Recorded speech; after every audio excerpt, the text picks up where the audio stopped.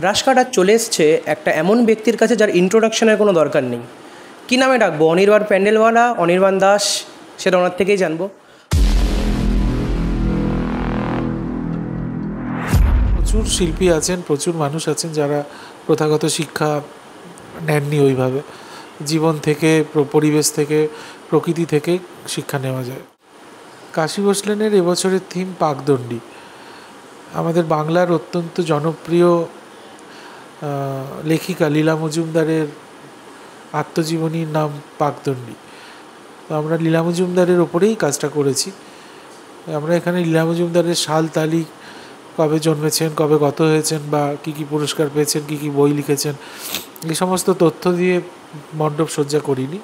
মণ্ডপেতে লীলা মজুমদারের লেখার যে স্টাইল, ওনার যে প্রসাদ গুণ লেখার যে সরলতা, সেইটাকে ধরার চেষ্টা করেছি। আর আমি লীলা মজুমদারের ভক্ত, ওনার প্রায় সব লেখাই আমি পড়েছি।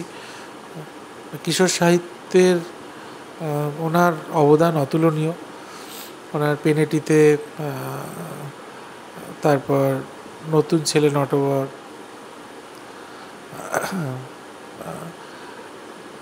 আরও অনেক গল্প, পরিদিদির সঙ্গে একটা গল্প আছে পরিচয়। কাজ 2.5 মাস ধরে করছি, কিন্তু খুব বৃষ্টিতে আমরা একটু অসুবিধায় পড়েছিলাম। বৃষ্টি নিয়ে পরের প্রশ্নে আসছি। ওপেন এয়ার প্যান্ডেল কতটা চ্যালেঞ্জিং? আমি 2টো মণ্ডপ এবছর খোলা আকাশের নিচেই করেছি, সুরুচি সংঘ আর কাশী ভোঁসলেন। বাকি 4টে পুজো আমার কাভার্ড এরিয়ায়। তো চ্যালেঞ্জ তো থাকেই, নিতেও হয়, নাহলে একঘেয়ে লাগে। মানে এর পিছনে অন্য কোনো কারণ আছে নাকি জাস্ট ওই একঘেয়ে বললেই আপনি বলছেন? হ্যাঁ, একঘেয়েমি কাটানোর জন্য। আর যে পুজোতে যেটা প্রয়োজন হয়, এখানে গোটা মাঠটাকে নিয়ে কাজ হচ্ছে, বাড়িঘরগুলোকে নিয়ে কাজ হচ্ছে। কাভার্ড হয়ে গেলে তো বাড়িঘর দেখা যাবে না। হ্যাঁ, আমি সকাল 10:30 নাগাদ বেরোই বাড়ি থেকে, আর বাড়ি ফিরি, এখন বাড়ি ফিরছি ভোর 5টায়। না হলেও আমি 12টা-1টার আগে বাড়ি ফিরতাম না কোনো দিনই বিগত 3 মাস।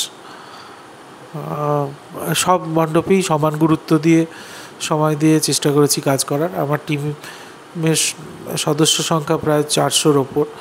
তারা সবাই ছড়িয়ে ছিটিয়ে সব প্যান্ডেলে কাজ করেছেন, প্রচুর পরিশ্রম করেছেন। দেখুন, রিন্টুর আমার বন্ধু, রিন্টুর কাজ আমার ভালো লাগে। রিন্টু খুব সুন্দর কাজ করেছিল কাশী ভোঁসলেনে।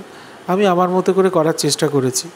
খুব একটা ধমকানো চমকানো চেষ্টা করিনি, যদিও। দেখা যাক, ভালোই লাগবে আশা করি।